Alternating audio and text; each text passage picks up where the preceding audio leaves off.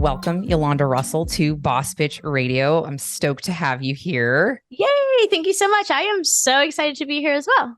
Yeah, we're going to have some great chats about dating and all the things. But before we dive in, I would love to have my audience get familiar with Yolanda and give us a little bit about how you started with the dating and relationship coaching, because I know that's not your initial career move. So I'd love to just give our audience a little insight as to where you started.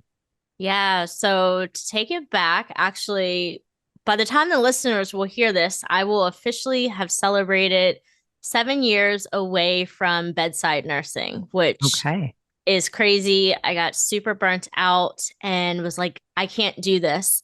And at the time, this is an important piece of the story. At the time, I was dating someone that was 14 years older than I was. And we had really just met and connected, but he was this established man and just fell in love with me so quickly, loved everything about me, and was so supportive.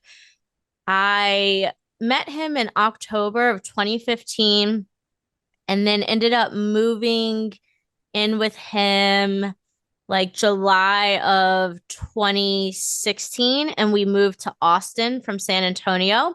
And so that day when I cried in the bathroom, completely burnt out as an ICU nurse, I called my mom and I called him and I just said, I don't know what I'm going to do, but I can't do this shit anymore. And I only meant to take 1 month off from my career Mm. to go back. I was going to go back, do another travel assignment, but the holidays were coming. And I just thought to myself, well, I'll go back after the holiday. So November rolled around, December rolled around, January rolled around, and I kept just saying, no, I don't want to go back. And when I was in nursing, this would probably be like cringe for your audience. But when I was in nursing, I was sharing my fitness journey very openly online Mhm. on social media.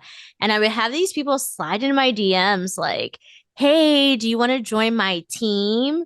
Hey girl, the typical Beachbody stuff. And I Yeah. didn't know what it was until one day I had a nurse slide into my DMs and she was like, this has changed my life. I don't have to work extra shifts in nursing. And so I did Beachbody. I had some success with it. It's funny. I still get a paycheck from it every single Thursday, though I do nothing. I don't promote it. It was just the way that I had, quote, built that business. Okay.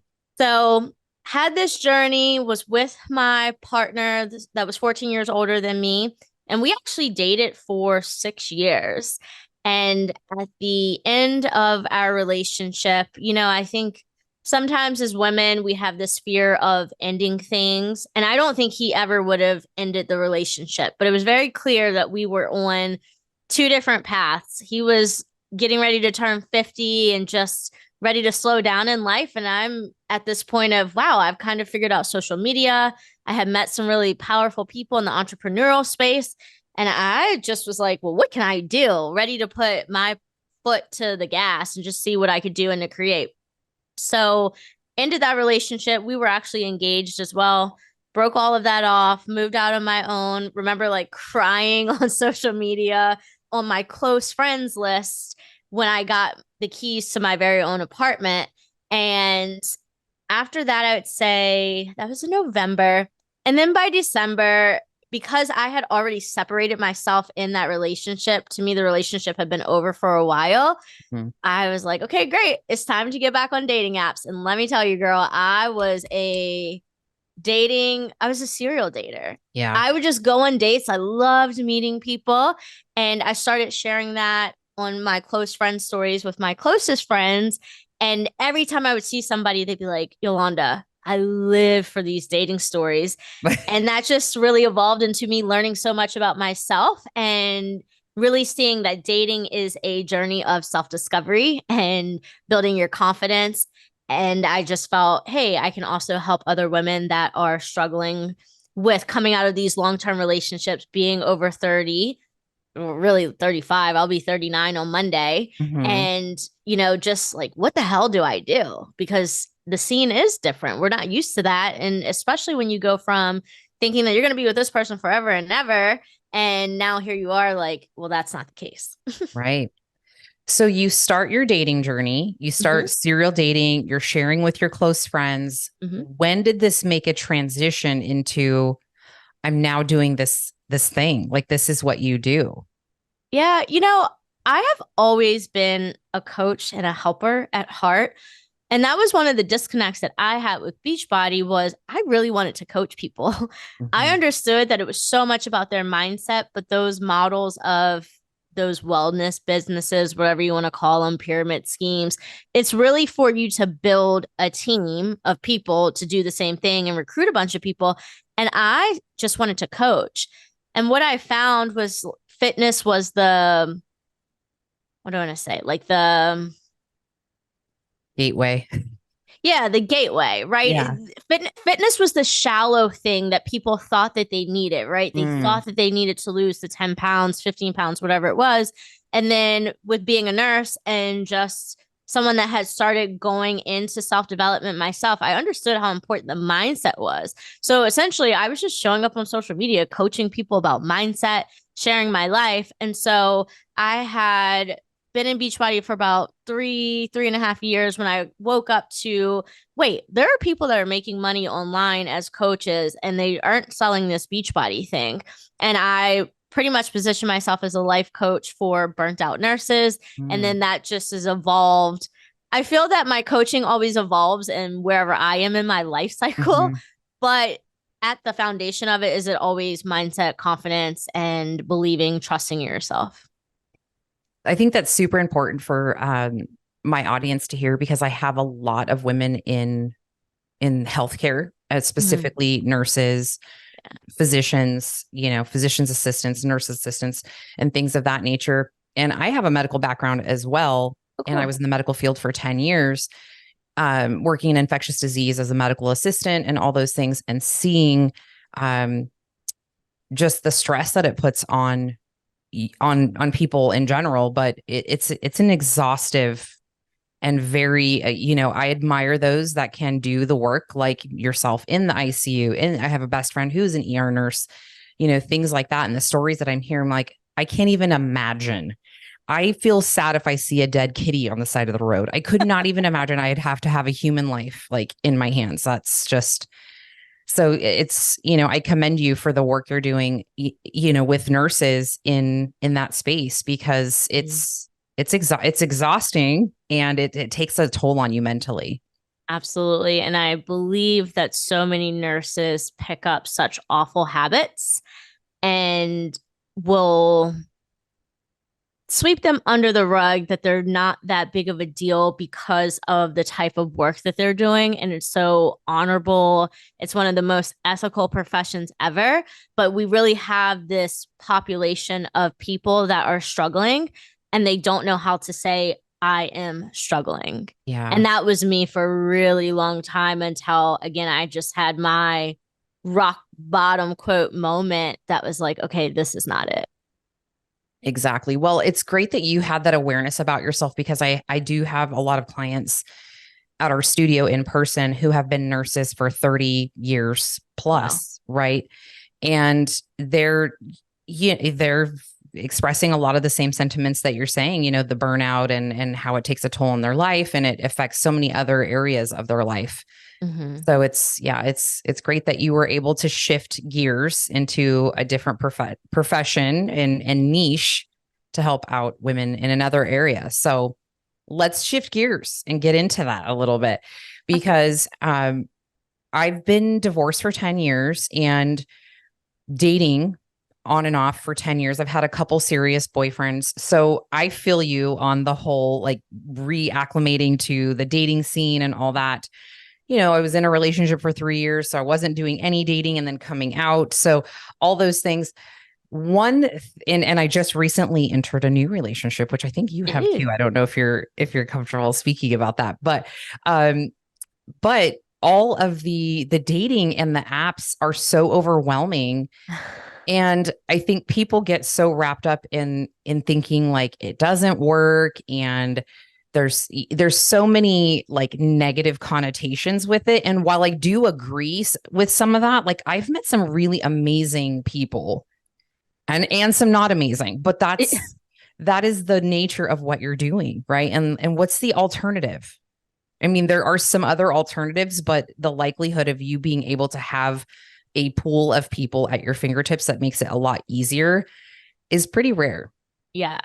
The way that I look at apps, I love technology. I love social media. To me, a dating app just accelerates and filters people out and even connects us with people that we might not otherwise meet.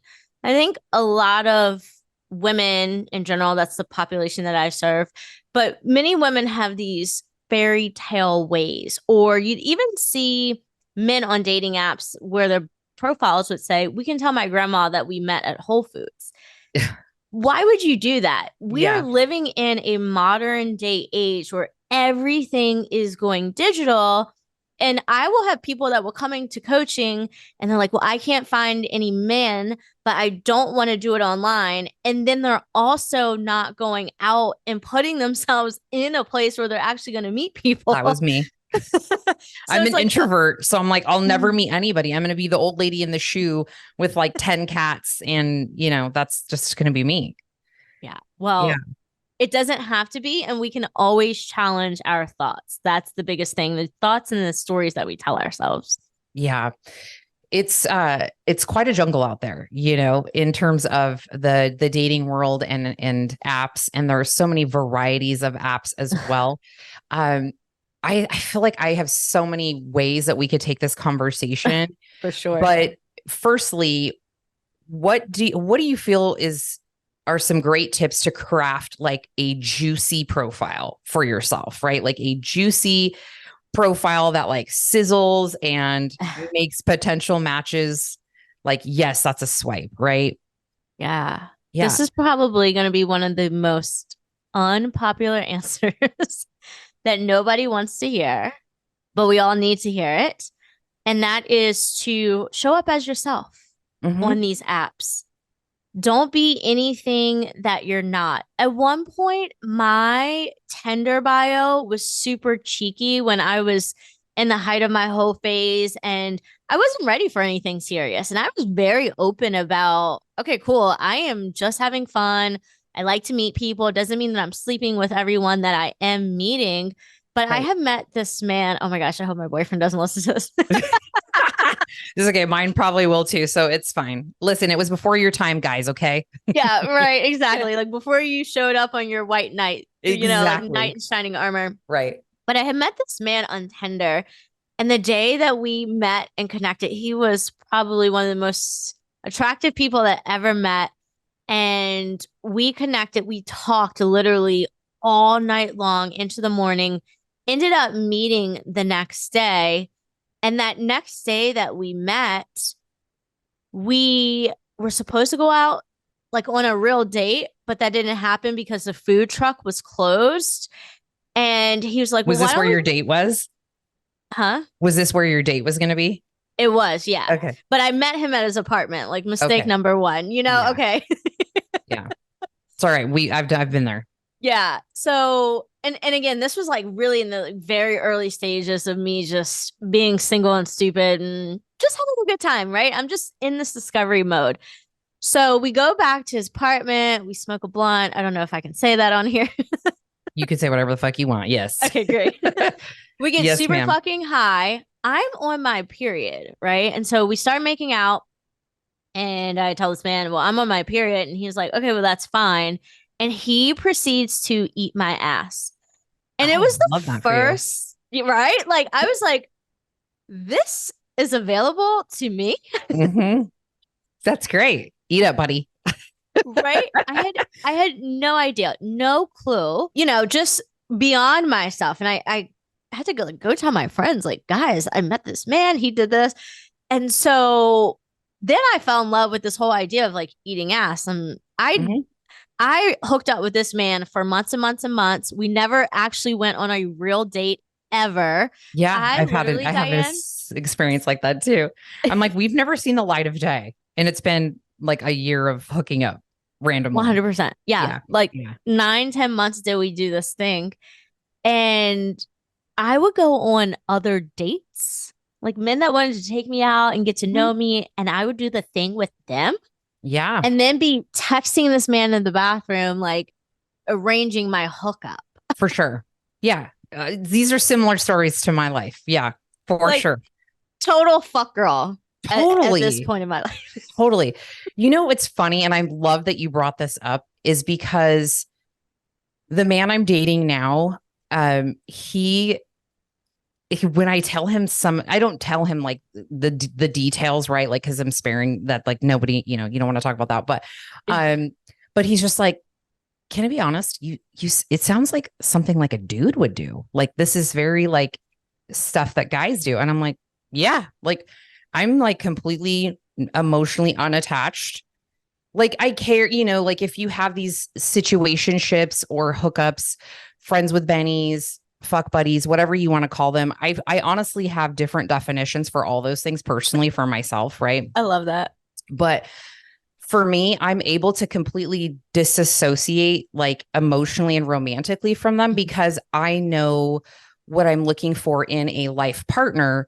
And these people that I've been with, great men, and we have great chemistry, but they're not somebody I would be spending my life with or interested in, and vice versa. Like, we know that it's an understanding. So I don't know if that's familiar for you, but I totally resonate with what you're saying. Yeah, I 100% agree with you. And I got to a point where my attachment style is anxious avoidant. I can Yeah. be where I really lean into the avoidant. That is trauma for me. It is wounding Mm-hmm. for me. And that mentality and lifestyle worked for me until it stopped working for me. But I do want to circle back real quick how I got on the whole eating ass thing Oh yeah, like because that I has a think it's point to it. important.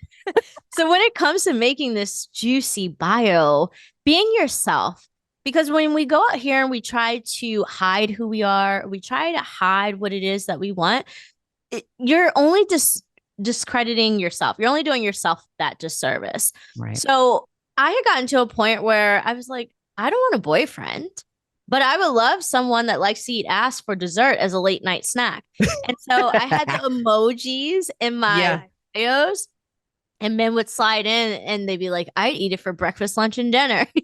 Amazing. Right. Ask for what you want, bitches. Ask and you Ask shall receive. 100, and not being afraid of that. So many of us are afraid to be in our fullest expressions. And that is what consequently serial dating helped me do. It helped me get so comfortable with myself because when I was in that mode of give a fuck where any of this goes, I'm not looking for anything serious. So yeah, I'm gonna go and show up as myself. I'm gonna speak as myself. I'm gonna be a little bit loud, a little bit crazy because that's who I am. And if it runs the dude off, if he ghosts me, cool, bro. Like, have a He's not. great life. Yeah, Perfect. You know? exactly. Yeah. I think that's so important that you made that point because when I started leading my dating life like that, I would say probably within the last year and a half, and I adjusted my profile, and it was very specific in, I'm a single, non-monogamous, looking for my partner, however, open to play partners along the way. I'm very sensual and sexually expressive and things like that. Let's see if we're a match. Like, I'm leading with that. Like, like if we're vibing, like we can do this. And if not, like it's not happening. So I think that's important. But to my point earlier, I think there are women like us out there, right? Because some men are like, oh, women like you don't exist. Like, this is very rare. And I'm like, I deal with a lot of women. Okay. And in my studio, we have over 80 members, personal training studio, and it's like a women's locker room. And listen, I hear all the conversations and I hear all the things. And I know that there are more women that carry this type of mindset where they're like, look, I just want to get mine too. Like, I'm not trying to like be, committed or locked up or anything as of the moment. And I'm just here to like meet people and have fun. And I don't think there's anything wrong with that. And I think more women who have that desire that are scared to need to embrace that and know that like it's okay. It's totally Yes. okay. Yes. And You that is where I've shifted this branding a little bit, but that is how the conscious hoe came about. I was going to ask you that. The conscious hoe. That's your website, yes? It was. And I actually recently changed it because I wanted my podcast to start reaching more people. And it was this, we have to be clear and not cute when it comes to our branding. And I feel like probably when the Conscious Hoe was really picking up steam, that I was like, okay, we're going to shift and do this because that's just how I operate. But in my journey of, I know what I want, I'm not ready for it. I'm going to go and have these experiences with these different men, however I want to, whenever I want to. I'm going to have a great time and do what I want. And I started joking with my friends and saying, yeah, it's like I'm going to wear a whore.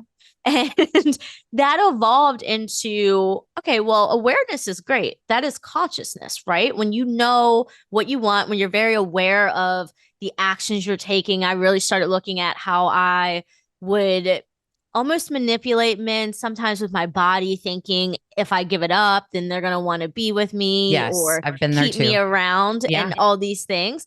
And what I was saying was, and this probably is a way of me self-soothing, right? And not feeling like, oh, I'm doing this horrible, slutty ass thing, which who cares? Who's to judge? But the hoe and eventually turned into honoring and owning empowerment. Oh, I love that acronym.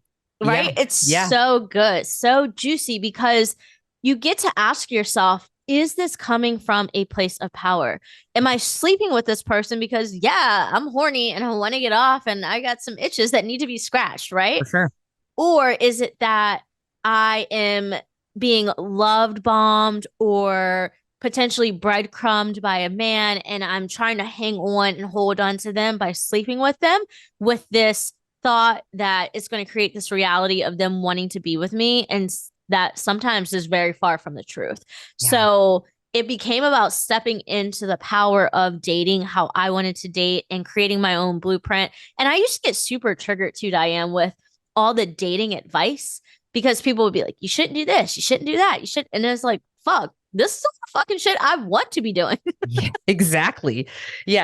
Exactly. This is so juicy, so good. But I think with what you're saying and kind of what we were talking about earlier, I personally feel that because I've led my dating experience like this for, like I said, the past year and a half, where I've just been like very direct, like, this is what I'm here for. And I'm just here for a good time. And like, let's see if we have chemistry. I honestly feel that because I've been showing up that way, like not only online, but in person on dates, it allowed me to relax into the process. So I wasn't in a rush. I was not in a rush. And I used to be like, oh, my friends would be like, oh my gosh, Diane, you don't want a boyfriend, just be single. Like, just enjoy it. Cause I love to have a person and a partner. And I just craved that level of intimacy. And trust me, like, I love being a hoe too. Like, that's fun too. But at some point, it starts to you're just like, well, for me, I was like, okay, what am I doing here? Like, I really want to invest. I'm 45. I want to create a life with somebody. And I believe that when I was able to show up like that with my boyfriend right now, as very much as I had been with everyone else, like, he was just going to be another guy that I was hanging out with, and like, let's see if there's chemistry and go from there. And I have no desire for a boyfriend, but it just worked. And it was such a great organic way of being myself. And he loved that shit. He was like, I'm here for it.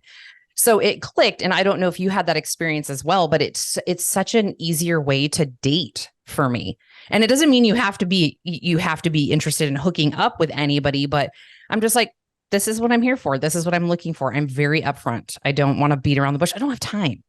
Right. I'll be 39. We're not getting any younger. And I do believe, I don't know what your general audience, their age, hopefully they're kind of 35 to 45. Perfect, right? Yeah. We've had some life experience. It's not like we're 23-year-olds running around with no experience, fresh out of college. And we have to step into that. I know what I want. And whatever you want is allowed to look like however you want it to look. And that can change. That can be fluid. One day, maybe you want to be polyamorous, and maybe the next day you're like, oh no, I want to be in a closed relationship. We have to be okay with stepping into owning our decisions and owning what our desires are 100%.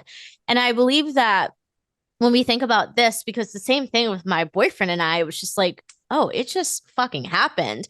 It wasn't this, and this crazy story too. But long story short, we connected back on Hinge in December of 2022. And we never met, but we exchanged phone numbers and we texted a little bit. And he kept trying to hang out with me. He was like, oh, we should get together. We should get together. And I know at the time that I was dating, or not even dating, I was just hooking up with somebody else that had just gotten out of a relationship. And I was very attracted to them and just their energy. And I just kept kind of blowing it off. Well, that December, probably like 2 weeks after we connected on the dating app, we were both in Scottsdale. I live in Austin. He lives in Austin, but we were both in Scottsdale, and he saw me at baggage claim in the Scottsdale airport. Doesn't text me. Never met. We had never met. Okay. Doesn't text me to tell me this. And apparently he just says to his friends, he was like on a guy's trip, hey, I matched with that girl on a dating app. Again, we don't talk, nothing. This is months after you connected. No, this was like probably just a couple weeks after we had connected. Okay. So then, New Year rolls around, his dog was getting surgery, and our conversation just died off. The last connection that we had was January 4th, because I never delete text messages. I always keep my receipts, and I have a CRM because I was a serial dater. I had a way of remembering where these men came from, what app I met them on. Me too. They have emojis. Yep. what they looked like. I was like, I would take a screenshot of whatever profile photo like really drove me into them. And I had never been set up on a date, but April 14th or something, I went out, or was supposed to go out on a date with this guy, and he was like heavily tattooed. I fucking love tattoos. Right. Yeah. You could be the ugliest man in the world, but if you have tattoos, your hotness factor just went up. 100. I will 100% do a double take. Watch all the men run out and get tattoos. Right? Yeah. But funny. I walk into this little bar, and I had broken my cardinal rule for myself that I didn't do dates on Saturdays. But for whatever reason, I just scheduled a date with this man. Can I ask you why? I was bored. I was just bored. But why that? Why is that rule? Oh, the rule. Okay. So yeah, I was gonna say this is like a hot, juicy tip. Because my time is precious. Mm-hmm. And because I could be doing 100 other things on the weekend that would be more fulfilling to me than meeting a man for the first time, a stranger.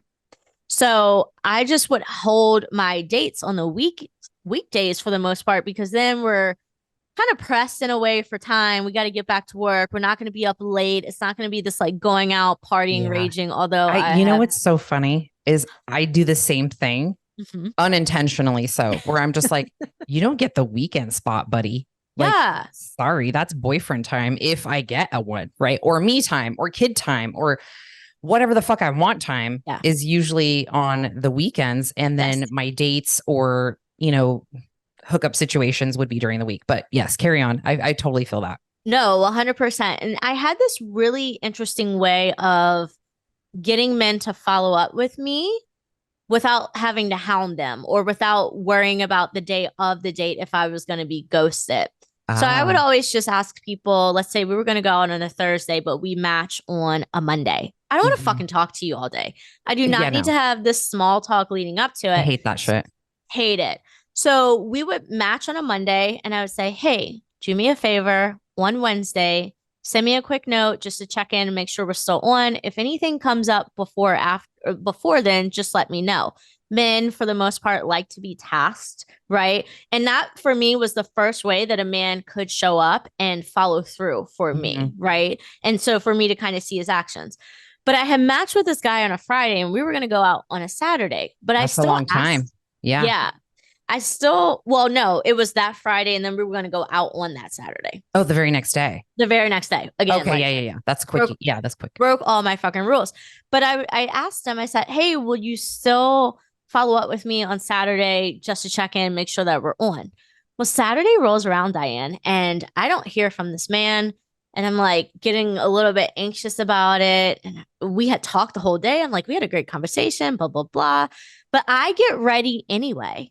Mm. And I like put on a new outfit. I fucking curl my hair, get in an Uber, walk into this bar, this heavily tattooed man that there was no way that I was going to miss seeing him, was nowhere to be found, was the first time I'd ever been stood up. And at this point, I probably literally, I've never done the math, but easily had probably gone on 75 to 100 first dates. And I was like, wow, I sent him a text and I was like, wow, this has never happened to me. Like, good luck. And as soon as I went to go get in an Uber because my friends were downtown, so I was like, fuck it, we're going to make this the friend night that it was supposed to have been anyway. Right. My boyfriend now texts me out of the blue. Hadn't spoken to this man since January. It was April. And his intro text to me was so fucking cringe. Like the fact that I even entertained it, but he was like, hey, what's up? You want a party? Oh And God. You're like, what, buddy? I just got stood up and you are not helping here. well, I'm like, okay, I got stood up. And also, I haven't spoken to you since fucking January. And this is, you think I'm going to come hang out and party with you, a fucking stranger that I've never met? But my reply was, oh, blast from the past. Mm. And then we just started talking. And that night, we were going to wind up kind of being at the same place. So I'm like, well, I'm going to go out, have a great time with my friends. We're going to do our thing. And if we end up bumping into each other, we bump into each other. And we bumped into each other that night, probably at 1:30 in the morning. The bar that we were at is usually super packed for whatever reason. I could have fucking done cartwheels in it that night. So we actually got time to connect and talk. And I went back to his place that very first night. We didn't hook up or anything.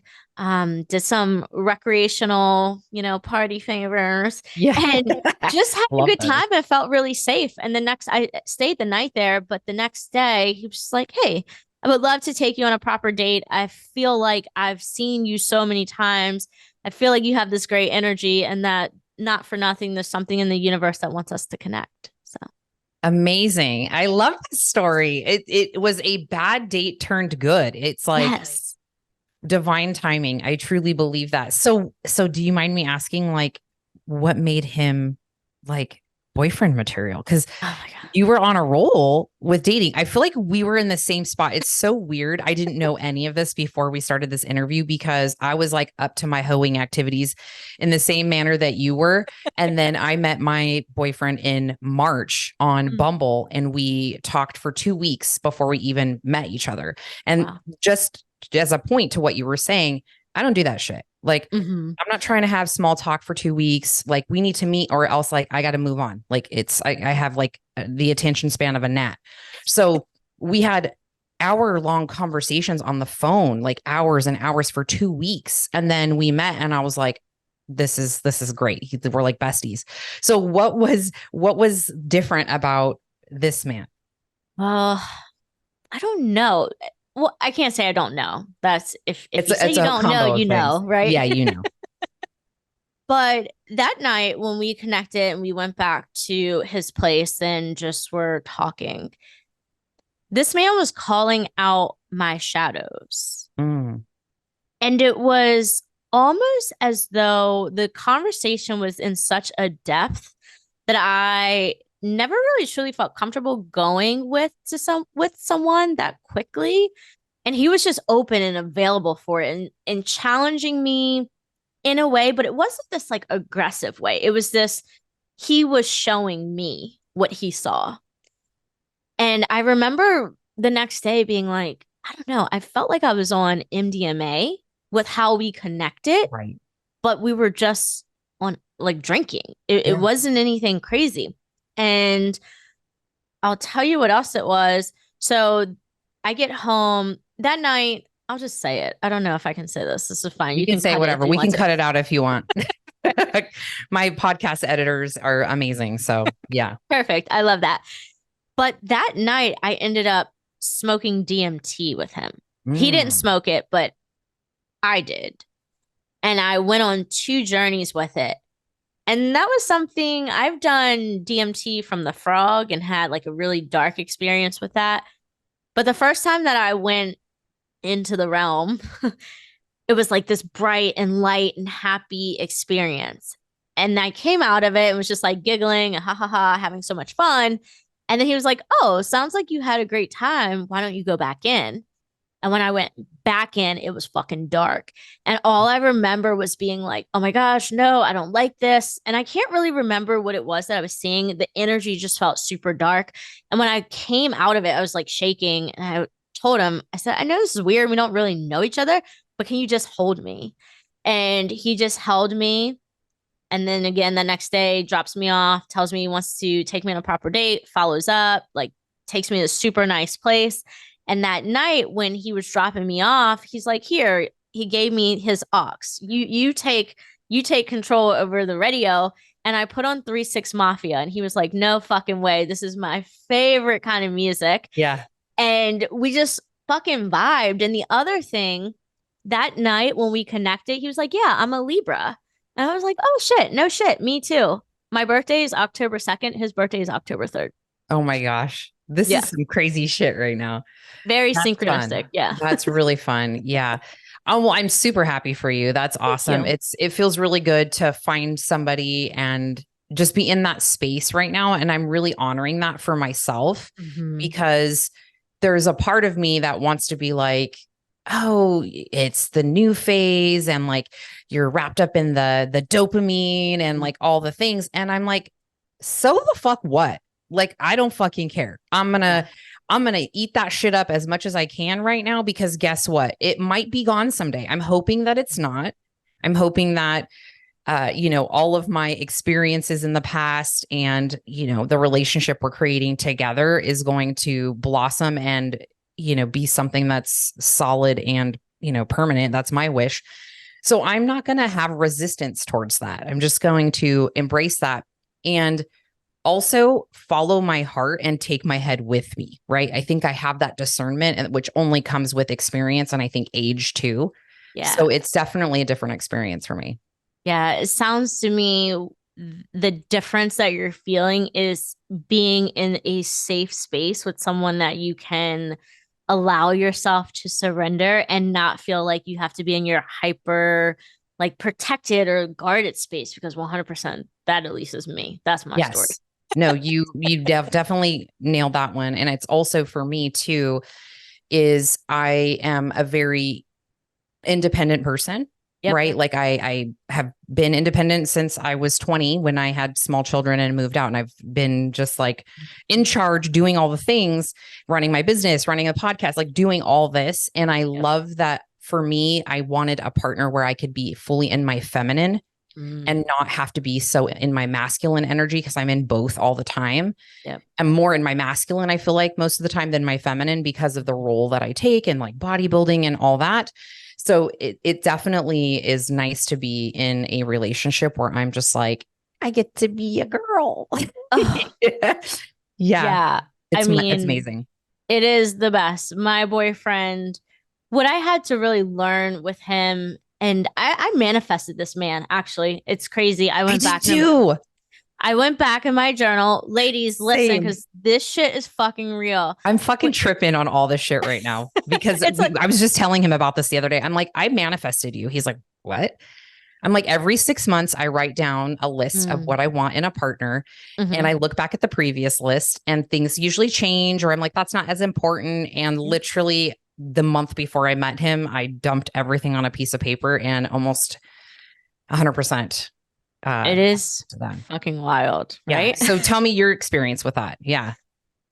Yeah. I cut you off because I was so excited. Oh no, I fucking love it.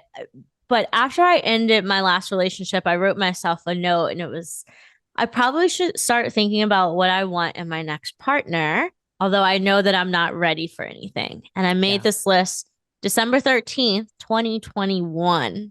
So if you're listening to this and you're like, oh, men suck, I'm never going to find a good man, sister, take some time. Fucking get your clarity and release the attachment to it. Yeah. But it's for sure. You have to.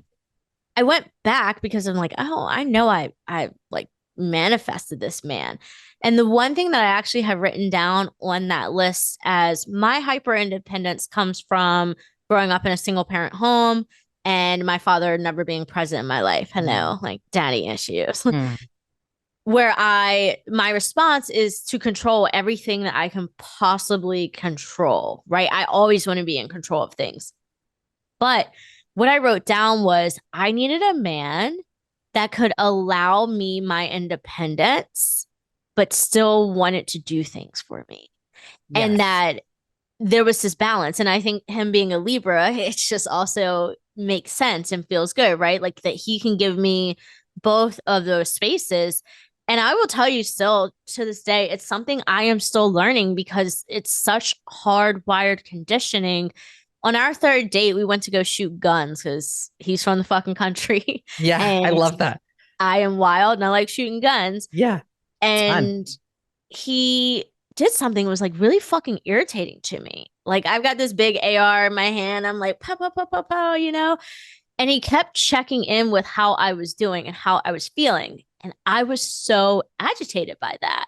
Like, bro, I'm good. And Yeah. then what I started to understand was, wait, this is what a masculine man feels like. Like Mhm. he stops, he's doing temp checks. He always wants to make sure that I'm good. Mhm. And that was just something I had not been used to. And I, like you, is the whole I hope that I don't have to do this again because Yeah. it is so good. And should I have to, the bar has been raised so fucking high of what Yeah. I know I am worth and what I'm Yes. available for and what he's shown me. He's like, I can't believe you've never had anybody do these things for you. Because to him, that's just what a man does. But I think I always tell him you should coach men on how to be men. Yeah. It's a thing. I mean, it feels really nice not only to be adored and treated like a queen, but also I'm always in my life have always been the one that like makes the plans and schedules the things and like arranges all the thought of the stuff and like tells everybody where their places are in life and like with like Yeah. having small children and even in my sometimes in my marriage when I was married and then dating the men that I was dating. And now it's so nice to just feel like I don't have to worry about those things. And now I feel like my role is really supporting him and how can I support you in where you need it? Because I know men, there's a lot of women that are like, men suck, dating suck. And I'm like, you're just fishing in the wrong fucking pond. Okay. And you don't know your worth and you don't set the bar for yourself and like Mhm. what you're willing to tolerate. And there's things that I will not tolerate anymore at all. Right. Absolutely. And Absolutely. when you start dating someone, there's a filtering process that you're going through. You're like, oh, nope, you're Yeah. talking about this, or you have these views on this. And like, that would never work. Right. And then and like in my head, and this probably sounds awful, but I'm like, I'm putting you in the friends with benefits bucket because I would not be able to be your girlfriend. Yeah.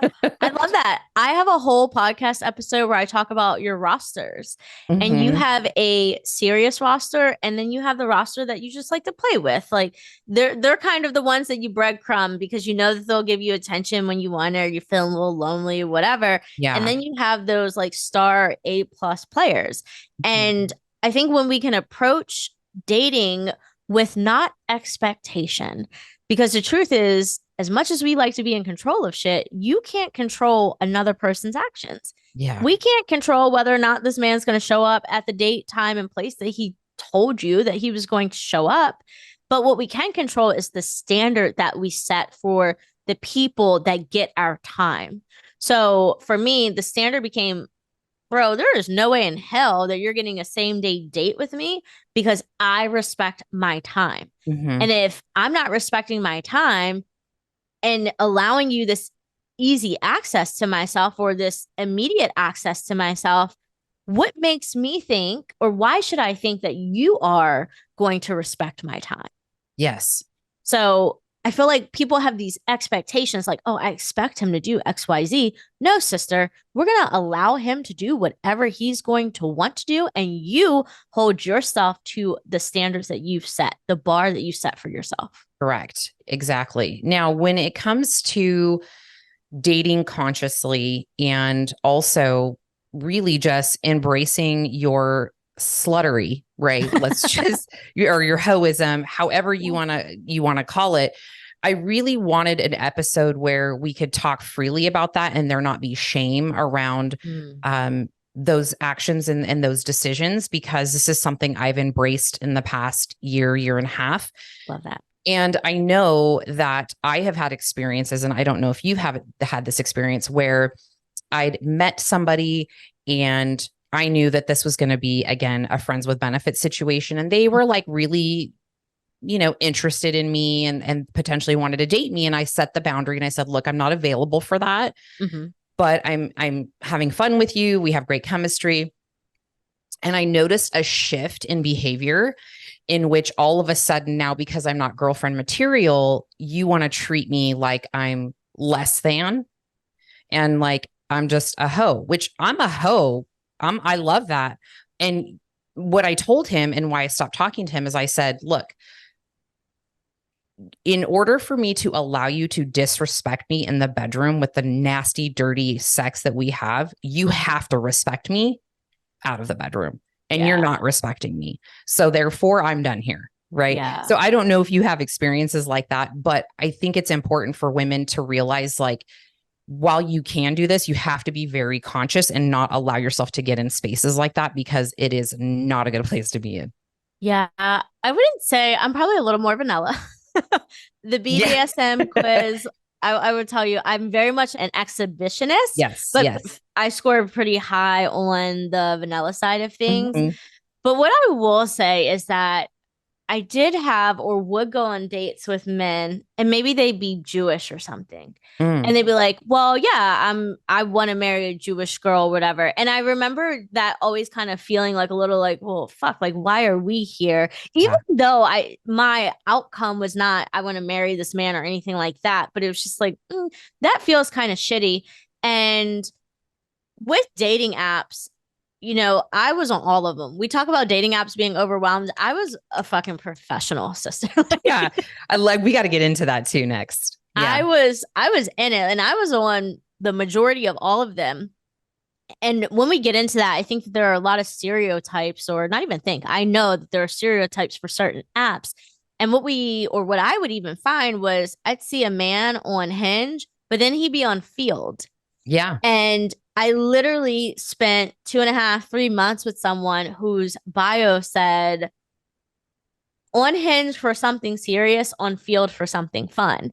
And I don't know why, except for I hadn't reached my full evolution of the confident baddie that was like yearning to come out. Why would I even stoop to that? Right? Because it's low key disrespectful. So I never had anything sexually disrespectful like that. And I think it's just because I'm not into that kinky space in that way.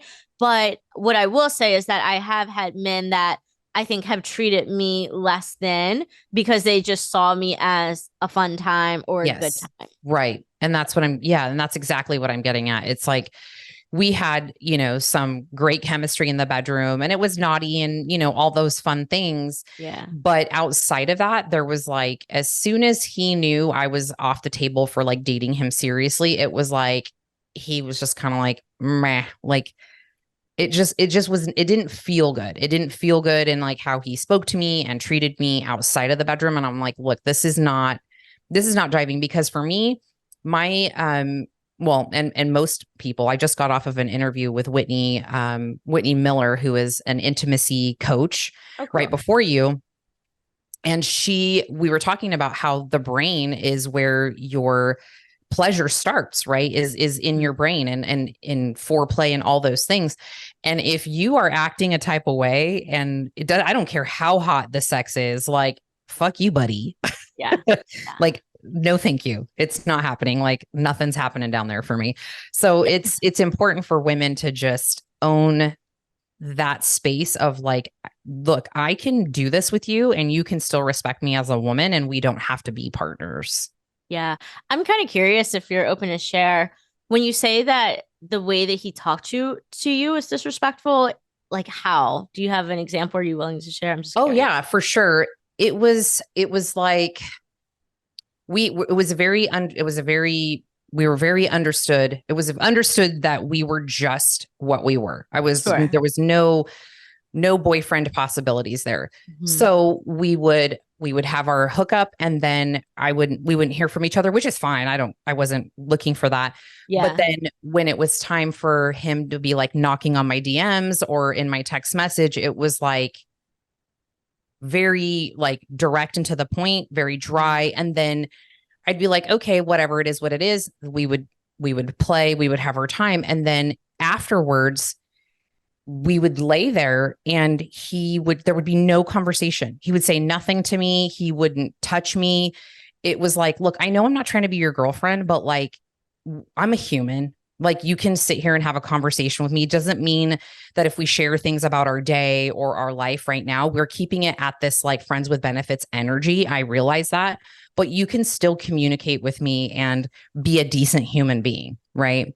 That part is so huge. So for the woman that may be here that's struggling with this idea of, I want to be in my sexual self and expressing and hooking up with people, go do that. And at the bare minimum, one, make sure you're getting tested and protecting yourself. Always like to absolutely preface that. And two, make sure you are being treated like a human, because at the end of the day, sex, whether it is a friend with benefits, it's a situationship, it is still this very intimate thing. Mm-hmm. As women, are we letting and allowing these men to enter into our portals, which are like a sacred fucking place? Like, your pussy is it is powerful. And at a minimum, you have to be treated and respected and have a line of communication with people. Because I've literally had women in my DMs, my partner is doing something that I don't like. What should I say? Well, bitch, tell him to stop, or tell him that you don't like it as it's going on. But so many of us are afraid to use our voices. Mm-hmm. And my golden rule is, go sleep with whoever you want, go fuck with them, do whatever you want.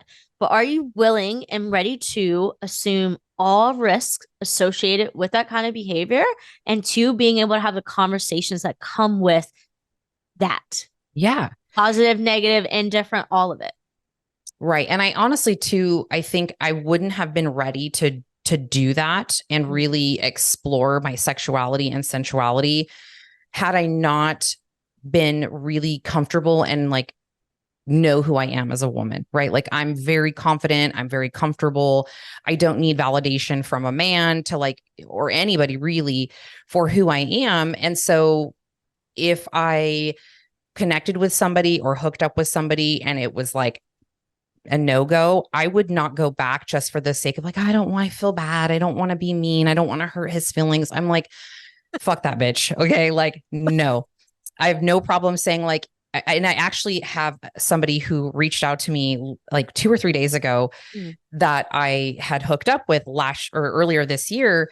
And he's like, he keeps trying. He's like, hey, how are you? What's up?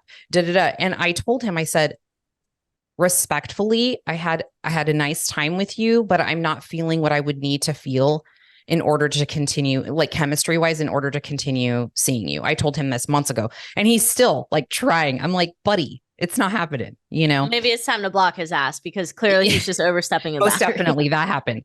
But it's like, you have to quit feeling bad. You have to quit feeling like you have to say sorry and you don't want to hurt people's feelings. And I understand that, but I've been rejected too. So it's okay. Like, I'm all right with that. And I don't take it personally. I just say like, now it's a mismatch in desires or it's a mismatch in what we want, right? Like, we're wanting different things.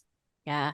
One of the rules I have with my clients is use your words. We don't fucking ghost. We are grown ass women and we do not ghost. Yes. If we go on a date, it was a great time, you're not feeling it, you don't have to go for round 2 on that shit. That's a waste of your time. Move along. Yeah. Send a message. And I got to this point because I used to ghost. We probably have all done that, right? Oh, for sure. Yeah. But we know on the receiving end, it feels shitty. Mm-hmm. And so when I started to get ghosted, because again, the ghosting, the rejection, part of fucking life, not even just dating, part of life, right? Yeah. And as I was like, okay, cool, this is just a thing, it's going to happen. Dating has so much uncertainty with it. And many of us have a strong desire to know, to be so certain. So we have to learn to fall in love with that dance of uncertainty if we're going to be really successful when it comes to dating. So Yeah. I got myself to a point where, okay, I have control over keeping this man's communications to, like, I don't need you sliding in my DMs trying to go back out with me if I wasn't feeling it. And I would send voice notes, Diane. And Oh, I I would love that shit. That's my favorite way to communicate. right? Because they can hear the inflection in my Yes. voice. It's not like, hey, you fucking suck. And maybe you did. But Right. the inflection when you have a voice note, it's, hey, Chad. I don't know. But hey, Mhm. Chad, had a great time last night. Thank you so much. Just wanted to be open and honest. I don't feel a romantic connection here, and I wish you all the best. And I would do that with men, hit send, not knowing what the reaction was going to be. But the reaction usually was, thank you so much for being honest. I Mhm. appreciate that because people don't do that. Yes. I probably have about 10 of those types of replies as well because I just I won't put myself through that anymore. I've done it before. So I've done my reps of doing the dumb shit. Okay. But now I'm like, I'm not doing dumb shit if I can help it. Right. If I'm unconsciously doing it, well, then I'll figure that out later. But consciously, if I know that this is not going to serve me in my highest good for whatever my goals are or feelings are at the time, you just got to cut the strings. But again, we're human and I know what it feels like to be rejected. And if I'm going to tell somebody that, I love to send the voice notes. I think this is a really great tip for those of you that maybe are serial ghosters where you're just like, nope, nope, nope. It's like, let's just be adults here. Like, let the guy go, let him close that chapter so he can move on. And then you can just live knowing you did your due diligence. Yeah, and we'll get so butthurt as women. And I think that this is where almost like having that like male brain in a sense is very helpful. But as women, many of us will get so rejected when we ghost someone, but we literally reject men all the fucking time. And then it becomes like, okay, cool. Why does it feel so shitty when you are rejected? And that's when you have to go in and do your work on Mhm. yourself. What about you is so attached, or what about you is has a fear of abandonment or being single for however long that might be until you Yeah. really find your person. And if you listen to Diane and I, it's, hey, we went out, we slutted it up, we had a good fucking time, Yeah. and we got clear, we knew what we wanted, but we still gave ourselves the opportunity to have fun and enjoy Mm. life and discover who we are. Yes. Because without experience, you can't sit in your fucking house and be a single mom and just think like, this is my identity now, like that's Yeah. it, like Yeah. hang me out to dry. No, you can be a mom, plus you can be this and everything else that you might choose to be. I love that. And I think the more that you can own that and lead with that instead of being embarrassed about it or trying to shy away from that or hide it, it feels so good to take ownership of that and just be like, if you don't like it, like, great, there's the door. I'm not the person for you, you know? Absolutely. And I think that Absolutely. that's another reason why when I found you through John and I like was looking at your Instagram, I'm like, oh my God, I love this girl. Like she fucking tells it like it is.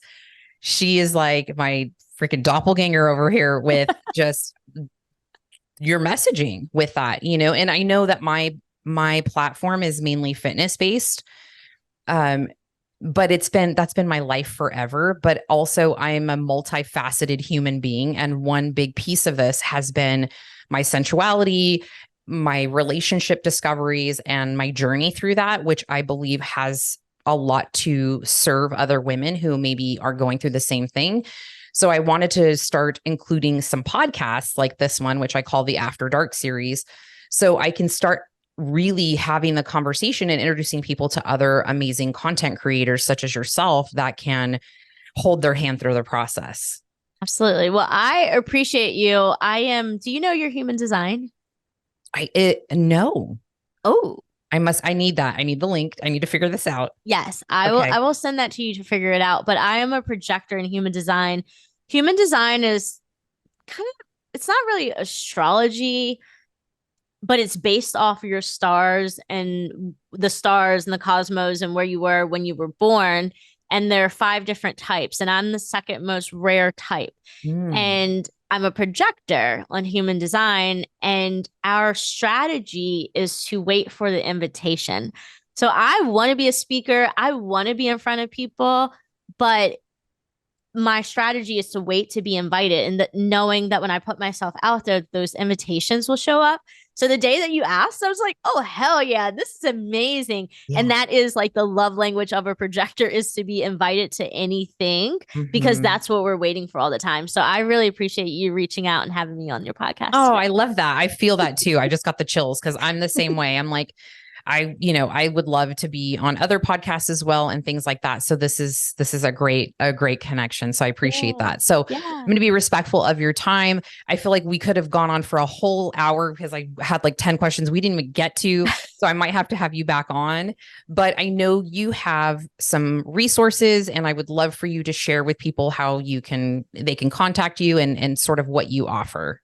Yeah. So my favorite place to hang out is on Instagram. I am showing my age by that because I like TikTok, but I feel like a dinosaur over there. Me too. I feel that. I have like 3 things up there. I'm like, don't even look at it.